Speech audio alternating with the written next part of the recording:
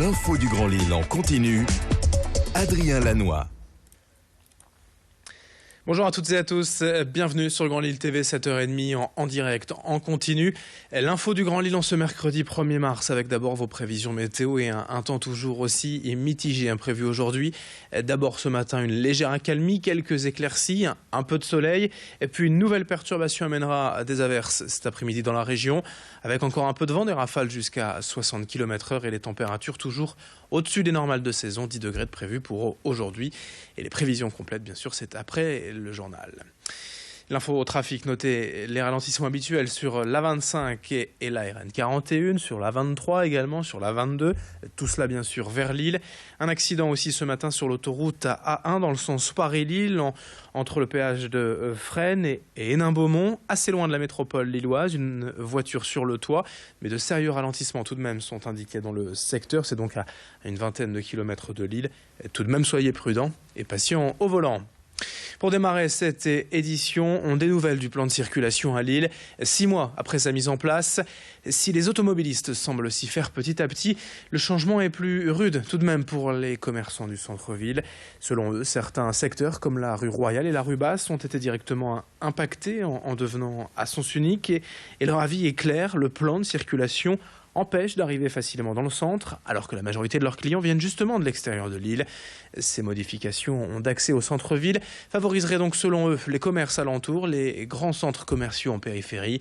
On fait le point avec Hélène Natier, présidente de l'Union commerciale du Vieux-Lille au micro de Vincent Vieillard. De septembre, mais ça s'est aggravé sur la fin de l'année et beaucoup plus en janvier au moment des soldes. On a eu une déperdition de fréquentation qui est allée de 20 à 40%. Ça, c'est des compteurs qui les ont enregistrés. Quand vous êtes dans une boutique depuis 30 ans et que 3 ou 4 jours d'affilée, vous avez 0 personne qui rentre dans votre magasin, même si vous n'avez pas de compteur, vous voyez bien que vous avez moins de fréquentation. Après, il y a ce qu'on appelle les passages en caisse. Les gens qui n'ont pas de compteur ont les tickets caisse. Donc on compte le nombre de passages en caisse. Et on a aussi des chiffres là-dessus sur des pertes de passages en caisse allant de 100 à 600 passages en caisse qui ne se sont pas faits. Une autre information dans cette édition, la lutte contre les maladies rares à l'hôpital Jeanne de Flandre à Lille. Des pathologies nombreuses, plus de 7000 recensées aujourd'hui et très diverses, qui concernent près de 3% de la population française, soit environ 2,5 millions de personnes. Mais c'est justement parce qu'elles sont à la fois rares individuellement et aussi nombreuses qu'elles sont difficiles à diagnostiquer et que la recherche avance doucement. À Lille, il y a 11 centres de référence maladies rares pour gérer au mieux la prise en charge des patients et la plupart sont installés en pédiatrie à Jeanne de Flandre car ces maladies se détectent souvent durant l'enfance. Explication complémentaire au micro d'Idil Gunaï.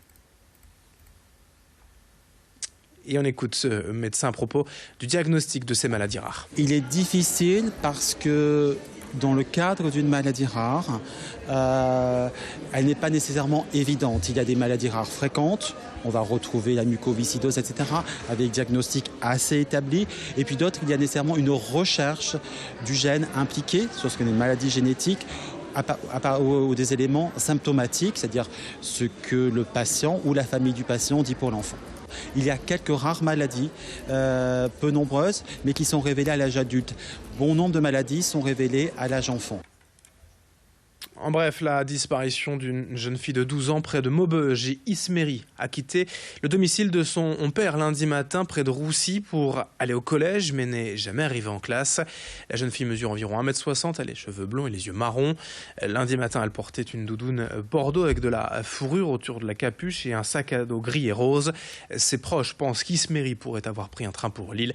Vous pouvez joindre la police en cas d'information à ce sujet.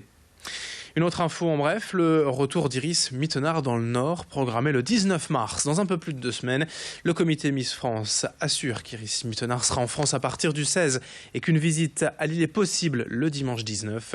Le programme complet et précis de ce retour attendu dans la région reste tout de même à définir. Dans le reste de cette édition, on enchaîne avec ce témoignage exceptionnel d'une nordiste déportée en 1943 à l'âge de 11 ans avec sa famille vers les camps de concentration. Lily Léniel en est revenue saine et sauve et en profite depuis des années pour raconter aux jeunes son histoire. Elle a déjà fait le tour de France des collèges et des lycées en rencontrant en moyenne près de 15 000 jeunes par an. À chaque fois, son récit captive les élèves et apporte une véritable leçon de tolérance, d'où sa volonté depuis peu de publier un livre de ses témoignages.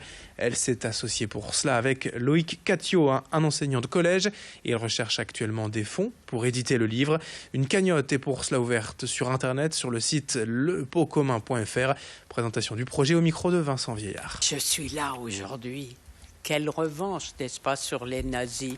Donc, je témoigne depuis bien des années parce que j'en sens la nécessité. Vous savez, il fallait que les jeunes sachent ce qui s'est passé, n'est-ce pas, ces horreurs, pour que ça ne se reproduise plus, mais également pour leur donner des leçons de tolérance, des leçons de combat contre le racisme. Vous savez, il y a beaucoup à dire et les jeunes sont demandeurs. Moi, j'ai beaucoup foi dans la jeunesse. Et puis on termine avec cette initiative originale et solidaire de l'association Lille Sud Insertion. Depuis quelques semaines, cette armoire un peu particulière est installée rue de l'Arbrisseau sur le parking de l'Asso. Son principe est simple, si vous avez un objet qui ne vous sert plus, vous pouvez venir le déposer dans l'armoire. Tout ce qui peut combler les personnes dans le besoin. Vous voyez, ces objets, des livres, de la vaisselle, des vêtements, des jeux, des cintres. Toute personne peut en fait venir chercher ou poser un objet.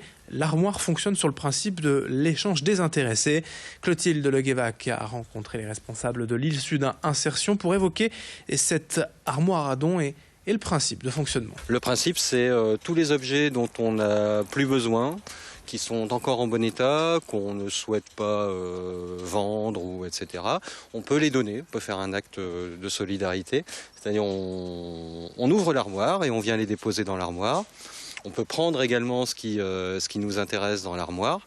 On n'est pas obligé de déposer pour prendre, on n'est pas obligé de prendre quand on dépose, voilà. Et puis on peut faire les deux également. C'est totalement gratuit, c'est libre accès absolu. Et à 7h37, c'est la fin de ce journal. Dans un instant, d'autres infos à suivre. Dès 7h45, un nouveau journal préparé par la rédaction. Et puis surtout, bien dans une poignée de secondes, moins d'une minute, les prévisions météo du jour et l'infotrafic en temps réel. Merci de votre fidélité.